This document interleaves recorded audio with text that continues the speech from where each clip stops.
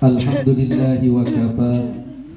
Wassalatu wassalamu ala sayyidina Muhammadinil Mustafa wa ala alihi ahli sidqi wal wafa. Ashhadu an la ilaha illallah wahdahu la syarika lah wa ashhadu anna Muhammadan abduhu wa rasuluh. Allahumma salli wa sallim wa barik ala sayyidina Muhammadin wa ala alihi wa sahbihi ajma'in. Amma ba'du. Yang sama-sama kita hormati guru kita semua, Ustadz Zarkasi Haji Sodri. Ya, Satir. Emang belum kenal? Ustadz Zarkasi Sodri, yang sama-sama kita hormati para tokoh masyarakat, asatidz, para pengajar daripada tim hadrah majelis taklim apa nih Ustaz? Miftahus Sudur. Ibu-ibu yang di luar, yang insya Allah dirahmati Allah Subhanahu wa Ta'ala, anak-anakku yang tentunya saya cintai semuanya karena kalian cinta dengan Al-Qur'an. Semoga kita semua di sini termasuk orang-orang yang mendapatkan ampunan, maghfirah serta rahmat dan berkah dari Allah Subhanahu wa Ta'ala. Amin ya rabbal alamin. Saya bingung mau ngomong apa. Kemarin Ustadz Zarkasi saya lagi imam subuh, lagi zikir dicolek.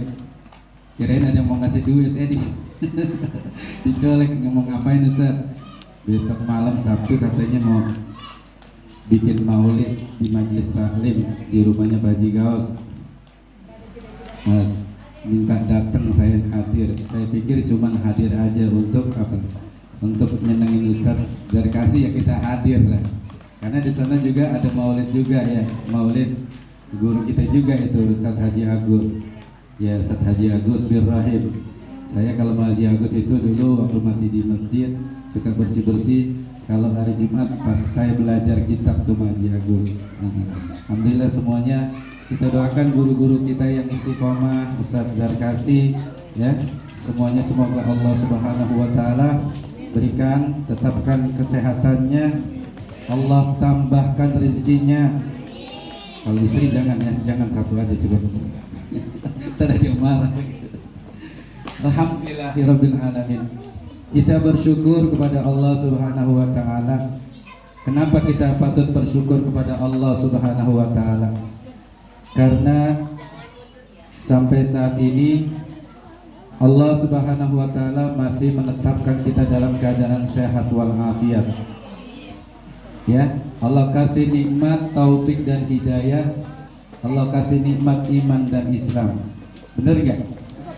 Kalau kita dikasih nikmat iman dan Islam, nikmat taufik dan hidayah, nikmat sehat walafiat, tentunya kita bisa melakukan ibadah dengan sempurna, ibadah dengan ikhlas. Amin ya rabbal alamin. Adik-adikku yang dirahmati Allah Subhanahu wa Ta'ala serta ibu-ibu yang saya hormati, kalau bicara tentang maulid ya, di tiap pengajian-pengajian pada ngadain maulid, musolah pada ngadain maulid, masjid-masjid pada ngadain maulid, bahkan di setiap instansi pendidikan madrasah maupun sekolah dasar negeri bikin maulid. Ya. Kenapa kita bikin maulid? Bang, kenapa kita bikin maulid? Halo, yang belakang, kenapa kita bikin maulid? Ayo. Iya betul, kita peringati maulid. Kenapa kita peringati maulid? Karena sebagai tanda cinta kita kepada Nabi Muhammad SAW. Cinta enggak sama Nabi? Sayang nggak pada Nabi? Lah kan kamu belum pernah lihat Nabi. Pernah lihat Nabi nggak? Enggak. Yang lihat Nabi cuma pada masa sahabat-sahabatnya, tabi'in mereka lihat Nabi. Kalau kita nggak lihat Nabi, yang kita jalanin tapi syariat Nabi. Itulah sudah sepantasnya kita bersyukur kepada Allah Subhanahu wa taala karena kita hidup saat ini walaupun jauh daripada Nabi Muhammad sallallahu alaihi wasallam 1400 tahun yang lalu. Nabi Muhammad berdakwah menyebarkan Islam dengan penuh tantangan dan cobaan serta cacian daripada orang-orang Quraisy.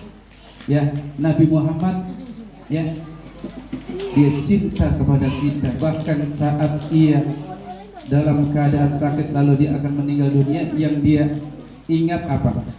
Nanti ummati, ummati, ummati. Nah, kita termasuk umat Nabi Muhammad sallallahu alaihi wasallam. Oleh karena itu, karena kita cinta kepada Nabi, ya, kata Nabi begini, Neng, mau nggak sorga? Mau nggak nanti kalau kita udah meninggal tinggal di sorga? Tinggal bersama Nabi? Mau? Ya. Kata Nabi begini, man azama maulidi. Ikutin. Bisa? Bismillahirrahmanirrahim. Suara saya serak-serak basah kayak Dewi Persik ini. Ulangi lagi ya. Bismillahirrahmanirrahim. Man azama maulidi kuntu syafi'an lahu yaumal qiyamah. Nah, jadi kalau orang yang mengagungkan Al-Quran, ya, kuntu syafi'an lahu, saya ulang, bukan mengagungkan Al-Quran, mengagungkan maulidi itu kelahiran Nabi, ya. Saya ulang, man azama maulidi, barang siapa yang mengagungkan kelahiran daripada Nabi Muhammad sallallahu alaihi wasallam. Saya tanya, saat ini kita sedang mengagungkan enggak? Mengagungkan itu sama dengan merayakan kelahiran daripada Nabi Muhammad sallallahu alaihi wasallam. Kuntu syafi'an lahu yaumal qiyamah. Nanti kita akan mendapatkan syafaat daripada hari kiamat. Syafaat daripada hari kiamat. Karena kita cinta kepada Nabi, maka kita mengagungkan kelahirannya dan akan kita mendapatkan syafaat di hari kiamat. Mau? Syafaatnya yang bagaimana? Syafaatul uzma. Syafaat yang paling besar dari Nabi.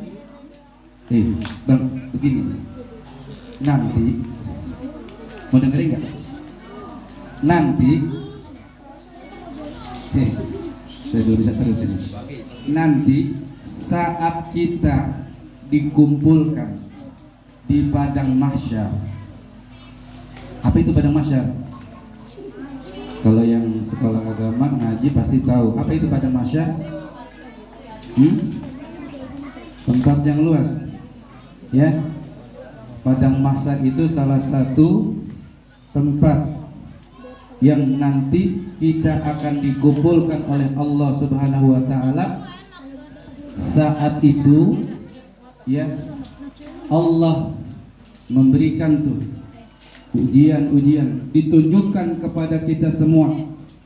Ada yang nanti keringatnya sampai di mata kaki, ada yang keringatnya sampai di betis, ada yang keringatnya bercucuran sampai di lutut, terus sampai keringatnya itu, ya, bercucuran sampai ke wajahnya semuanya. Karena saking dahsyatnya itu, ya, di padang mahsyar, ya, nanti orang-orang akan, ya, di situ ditunjukkan oleh Allah Subhanahu wa taala. Yang punya istri berarti suami dong. Yang punya istri saat itu nggak bakalan dia nyari-nyari istrinya. Yang punya suami berarti istrinya nggak bakalan nyari-nyari suaminya. Orang tua nggak bakalan nyari anak-anaknya. Kenapa? Saat itu ya di padang mahsyar ujian bagi kita semua yang sangat berat. Disitulah kita mempertanggungjawabkan daripada perbuatan dan amal-amal kita selama hidup. Tuh, denger ya. Nah, di situ nanti ada orang-orang, sekelompok orang yang minta bantuan, minta pertolongan kepada siapa? Kepada para nabi-nabi. Ada mereka nanti segolongan umat minta bantuan sama Nabi Adam alaihissalam. Benar? Iya, minta bantuan. Tapi apa jawaban Nabi Adam alaihissalam? Nabi Adam menjawabnya, ya jawabannya sangat menghelakan. Ya, bagaimana aku bisa memberikan syafaat kepada kalian sementara aku dulu pernah berbuat dosa, berbuat yang dilarang oleh Allah Subhanahu wa taala. Emang Nabi Adam punya salah? Hei, kira-kira Nabi Adam dulu waktu di surga punya salah nggak? Apa salahnya? Makan buah khuldi. Nah, itulah jawaban Nabi Adam, ya. Bagaimana aku bisa memberikan syafaat kepada kalian sedangkan aku pernah berbuat dosa kepada Allah, yaitu memakan buah yang dilarang oleh Allah Subhanahu wa taala. Terus ada lagi segolongan umat yang minta kepada nabi yang lainnya, kepada Nabi Nuh alaihissalam. Mereka segolongan umat menemui Nabi Nuh alaihissalam, wahai Nuh, berikan syafaat kepada kami. Apa jawaban Nabi Nuh? Nabi Nuh pun sama jawabannya menghelakan. Apa kata Nabi Nuh? Bagaimana aku bisa memberikan syafaat kepada kalian? Dulu aku mengajak kepada kalian untuk beriman kepada Allah Subhanahu wa taala. Ya, kalian ingkar, kalian tidak mau beriman kepada Allah Subhanahu wa taala, sehingga Allah timpakan itu sebuah banjir bandang bagi umat Nabi Nuh alaihissalam. Terus nabi-nabi yang lain semuanya dimintakan oleh segolongan umat. Lalu Nabi Muhammad nggak pakai diminta, sayang. Halo, Nabi Muhammad nggak pakai diminta. Apa yang dilakukan Nabi Muhammad? Nabi Muhammad bersujud minta kepada Allah. Ya Allah, aku tidak akan mengangkat kepalaku sebelum Engkau memberikan ampunan kepada umatku. Bukan hanya sekali Nabi Muhammad minta kepada Allah Subhanahu wa taala, berkali-kali sampai 3 kali, lalu nanti Allah akan menjawab permintaan daripada doa Nabi Muhammad sallallahu alaihi wasallam. Ya Muhammad, irfa' ra'saka, angkat kepala engkau. Ya. Segala permintaanmu akan aku kabulkan. Masya Allah. Itulah yang disebut syafa'atul uzma, pertolongan yang sangat besar daripada Nabi Muhammad sallallahu alaihi wasallam. Nah, setelah itu Allah mengabulkan permintaan Nabi Muhammad bahwa umat-umatnya itu mendapatkan syafaat daripada Nabi Muhammad sallallahu alaihi wasallam, dimasukkannya ke surga nanti. Maka ya diikutin oleh terus para nabi-nabi terdahulu, baru bisa nabi-nabi terdahulu itu memberikan syafaat kepada umat-umatnya. Nah, seperti itu. Pengen gak dapat syafaat dari Nabi? Jawab yang kencang. Pengen gak dapat syafaat dari Nabi? Makanya kita harus cinta kepada Nabi. Sayang gak sama Nabi? Cinta gak sama Nabi? Bohong kali. Tadi sholat subuh enggak? Sholat subuh enggak? Katanya cinta sama Nabi. Bisa dihitung kalau saya cek tadi sholat subuh. Coba yang sholat subuh nunjuk tadi. Kagak ada, gimana nih? Ya Allah ya Rabbi, ya Allah, ampuni dosa-dosa kami ya Allah, ampuni murid-murid kami ya Allah. Nah, kan ngaji itu diajarin sholat nggak, Sat? Diajarin bacaan sholat, diajarin nggak? Doa-doa harian diajarin nggak? Masya Allah, kenapa nggak dipakai? Biar sekali-kali ngomel dikit. Ya, pada rajin sholat subuh. Siapa yang sholat subuh terus sebelum sholat subuh dia sholat sunnah, apa itu? Bukan. Habis azan tuh sholat sunnah apa? Qobliyah, ya. Qobliyah khairum minad dunya wa ma fiha. Itu lebih baik daripada dunia dan seisinya. Masya Allah. Orang yang rajin sholat subuh insya Allah rezekinya gampang mak. Gampang. Biar anak rajin sholat. Ya, kalau berangkat sekolah, kalau dia nggak sholat subuh berangkat sekolah nggak usah kasih jajan. Kira-kira dia besok sholat subuh nggak? Nah, nggak lagi. Ya, udah nggak usah kasih jajan. Insya Allah orang yang rajin sholat subuh keberkahannya akan mendapatkan keberkahan, yaitu sebuah rezeki yang insya Allah nggak bakalan putus. Ya, wa may yattaqillaha yaj'al lahu makhraja wa yarzuqhu min haitsu la yahtasib. Siapa aja yang bertakwa kepada Allah Subhanahu wa taala akan diberikan jalan keluar, ya, berupa rezeki yang tidak disangka-sangka. Rezeki yang tidak disangka-sangka. Ustaz bilang aja, Ustaz dulu merupakan masjid, tukang bersih-bersih masjid, ya. Tapi alhamdulillah Allah berikan kemudahan, bisa jadi guru ngaji, bisa jadi guru di sekolah. Ini juga murid di sekolah kan banyak yang di 07. Alhamdulillah kemarin 07. Iya, Masya Allah, tepuk tangan. Takbir, Allahu Akbar. Suara saya bukan serak-serak basah tapi serak-serak sembir nih namanya. Alhamdulillah Ustaz Jarkasi kemarin sudah menampilkan muridnya. Siapa tuh? Nisa. Ya. Saya kaget karena memang ngajarnya di kelas yang tinggi. Ternyata ada murid. Nisa kelas berapa Nisa? Kelas 4. Ya. Kelas 4 ternyata ada yang hafal surat Al-Mulk. Surat Al-Mulk ya? Kemarin surat Al-Mulk. Iya, Ustaz aja nggak hafal. Masya Allah. Kalau mau muridnya Ustaz Jarkasi, saya bangga sama anak-anak yang bisa baca Al-Quran. Insya Allah, ya, berkah, ya. Karena begini kata Nabi. Halo bang, dengerin, ikuti ya. Bismillahirrahmanirrahim. Khairukum man ta'allamal Quran wa 'allamahu. Sebaik-baik dari kalian adalah orang yang belajar Al-Quran dan mengajarkannya. Kamu sekarang belajar Al-Quran apa ngajarin? Belajar. Berarti termasuk kata Nabi sebaik-baik manusia. Masya Allah. Yang belajar sama yang mengajar itu sebaik-baik manusia dalam pandangan Allah dan Rasulnya.